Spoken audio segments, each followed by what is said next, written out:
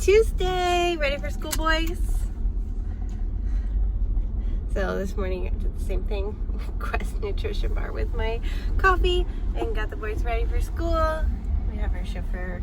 Usually it's Tuesday's my rest day because it's Oscar's day off, but it's the last week of the month. So he works, so I'm going to yoga today. Yeah, I'm kind of tired today though. We didn't get enough sleep. I think, what time did we go to bed? 3:30. That's you, Mommy. What time did I go to bed? Okay, so I went to bed at midnight and woke up. My alarm went off at 6:45, but I actually got out of bed at like 6:55. So, not enough sleep today, but still happy. And we're gonna have a good day, right, boys? Yeah. Who's gonna have a good day today? Daddy is. Oscar is. What about this one? Is that one gonna have a good day today?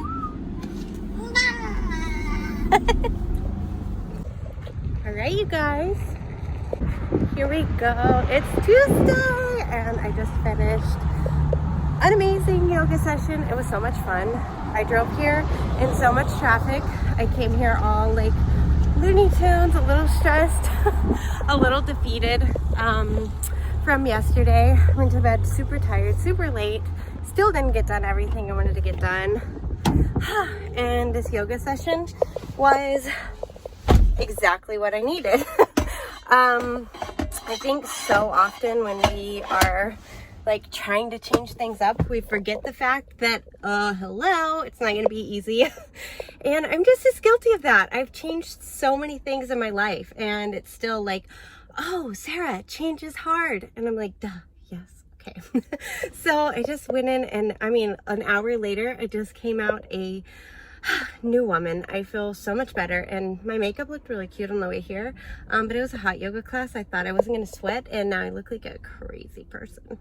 So I checked off my workout. Need to go do my checklist, like check in with my week, set up my schedule. I had some things scheduled today that ended up clearing off, so I'm gonna play catch up from yesterday, enjoy my drive back home, listen to another podcast, and just really set an intention for this 90 days, because why the heck does it always have to be about freaking weight? I still catch myself doing this, and I told myself before I started, this isn't about weight, Sarah. It's about your self-worth. This isn't about weight, Sarah. It's about your self-worth. Because in reality, I don't have that much weight to lose right now. Yes, I could tone up. Yes, I could de-bloat. Yes, I could get better about my habits. But, I mean, you know, I'm going to spend some time reflecting and making sure that I'm committed for all the right reasons and doing this all the right way. Yeah, thoughts. Okay, and another thing is this yoga class was in Dallas, and something about Dallas reminds me of my dad. Every time I'm over here, it's just kind of where he was, and I don't open up about my dad that much. Guys, I just had to sit here and gather my thoughts. This yoga studio, beautiful, amazing.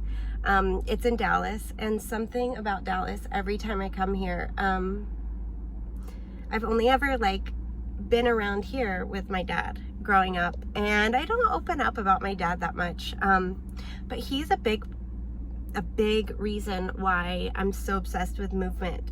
Especially when I first started out, I remember like I was so traumatized from like always being like lapped, and I was just so embarrassed of when I got sweaty and how I looked, and I hated when my skin got red and when my hair messed up. And I think when I first started moving, all of that came back to me. Like I was like, oh my God, I hate the way I look when I'm sweaty. I hate the way I look without makeup.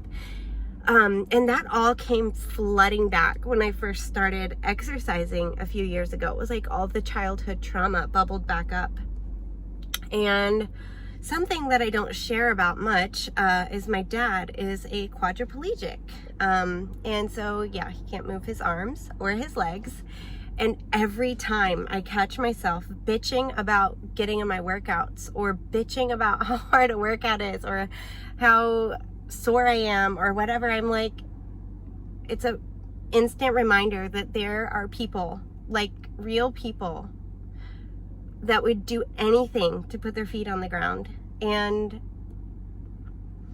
I was just like sitting here thinking of all the things that my dad used to do here, and so grateful that I get to turn that around for my family, because you know, he was healthy and he made bad choices, and we all paid for that. And I'm just so grateful that I had that example. We don't realize it when it's happening, that it's such a blessing, because my kids now get to see a healthy lifestyle, and they don't even know why. Like, to them it's just normal. My kids are brats. But yeah, I just feel like I broke a family pattern, and that's what keeps you going on your fitness journey, y'all. All right, now that I felt what I needed to feel, I grabbed a Smoothie King for lunch because it's 11:30. It's gonna take me 40 minutes to get home, and then if I walk through the door starving, I'm gonna eat something. I probably should clean out my pantry. That would probably make this whole journey a lot easier. Okay, so gonna drink this.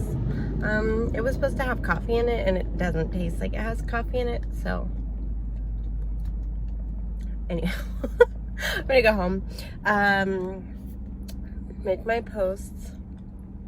If you want to get in the 5K challenge, like, do it now, because we start on Monday. Alright, you guys, update. It is 10 p.m. and I just got home for the day. So I went to yoga this morning, came home real quick, just kind of pumped out some of that content that I was meaning to do, which felt amazing. Filmed some workout videos, got some posts scheduled, so I feel like a new woman, but I'm tired. Look at my lipstick, I just wiped it off. I look like a crazy person. Okay, so I ate the Smoothie King this morning. I had that Quest Nutrition bar earlier, and then I literally, like, honestly do as I say, not as I do today. I was in my calorie goal, and I promised myself through this journey that I would make sure, like with certainty, that I was staying true to myself and being proud of every single step.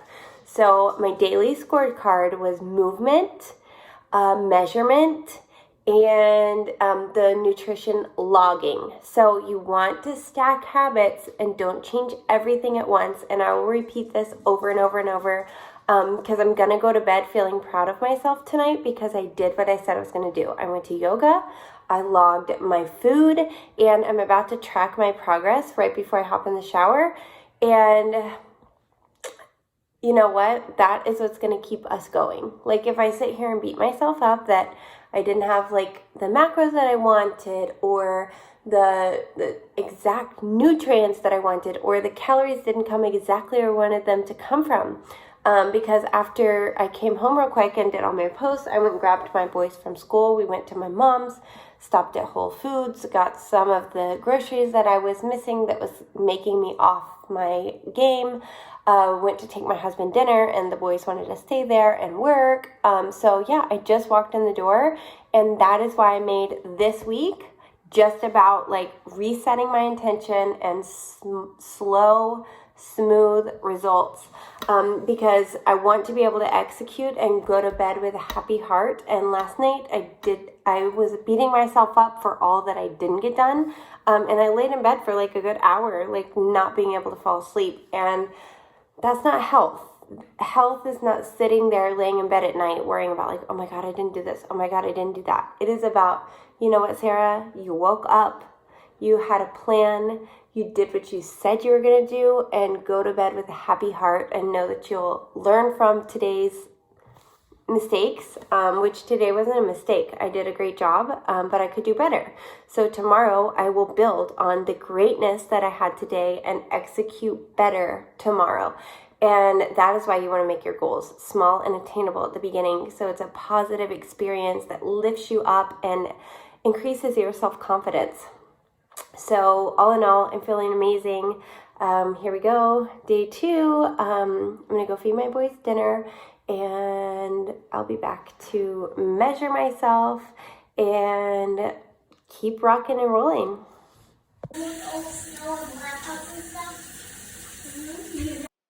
And that's all for day 2.